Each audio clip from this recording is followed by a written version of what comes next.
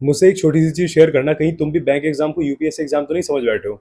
ऐसा मैं तुमसे क्यों कह रहा हूँ, क्योंकि आज के टाइम पे बहुत सारे बैंकिंग एस्पिरेंट, ऑल दो एसएससी एस्पिरेंट्स भी ये समझते हैं कि बैंक एग्जाम और एसएससी एग्जाम्स जो हैं और जो रेलवे के एग्जाम्स है वो एक्चुअल में यूपीएससी लेवल के एग्जाम हो चुके हैं और हमें उसके लिए कम से कम 14 से 15 घंटे पढ़ना पड़ेगा। इन सब चीजों को मैंने फेस करा है, क्योंकि इसी तरीके के सवाल मेरे पास कंटिन्यूसली आ रहे हैं कि भैया मुझे कितना पढ़ना चाहिए, मैं तो 10-10 घंटे पढ़ रहा हूँ पर मेरे लिए वो इनफ नहीं हो रहा। और इस तरीके की गलती आप में से न जाने कितने एस्पिरेंट फेस कर रहे होंगे। अगर तुम इस चीज को रिलेट कर पा रहे हो तो कमेंट सेक्शन में बता देना, क्योंकि मैं इसके ऊपर आपको प्रॉपर रोड मैप बताने वाला हूँ कि आपको इस गलती से बचा कैसे जाए। देखो, सबसे मेन चीज ये है कि पहले किसी भी एग्जाम की डिमांड समझो यार। जिस एग्जाम में केवल तुम्हारे 3 सब्जेक्ट है, वो एग्जाम तुम्हारा 12 से 14 घंटे कैसे ले सकता है भाई? तुम तो यूपीएससी से भी तगड़ा एग्जाम बना दे रहे हो इसको। कल ही मैंने एक एस्पिरेंट को प्रॉपर एक प्लान बना के दिया है कि भाई तुमको तीनों सब्जेक्ट्स भी लेके चलने हैं, करंट अफेयर्स भी लेके चलना है और टाइम को मैनेज करना है। और वो प्लान केवल और केवल 8 से 9 घंटे का था, क्योंकि ये कोई रट्टा मारने वाले एग्जाम्स नहीं है। इन एग्जाम्स में आपका ब्रेन का एकदम फ्रेश होना और उसका चलना बहुत जरूरी है, क्योंकि अगर आपका ब्रेन ही नहीं चलेगा तो फिर आप ना तो कैलकुलेशन ढंग से परफॉर्म कर पाओगे, ना रीजनिंग ढंग से कर पाओगे, ना ही इंग्लिश में एरर फाइंड कर पाओगे। इसके लिए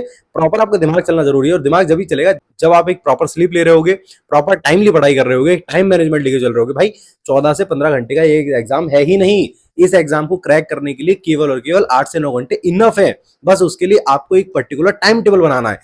तो अगर वो प्रॉपर टाइम टेबल तुम्हें चाहिए तो कमेंट सेक्शन में टाइम टेबल लिख दो, और मैं वो टाइम टेबल तुम्हें चैट बॉक्स में शेयर कर दूंगा। और इसी के साथ पेज को फॉलो करना मत भूलना, और मिलते हैं हम लोग नेक्स्ट वीडियो में।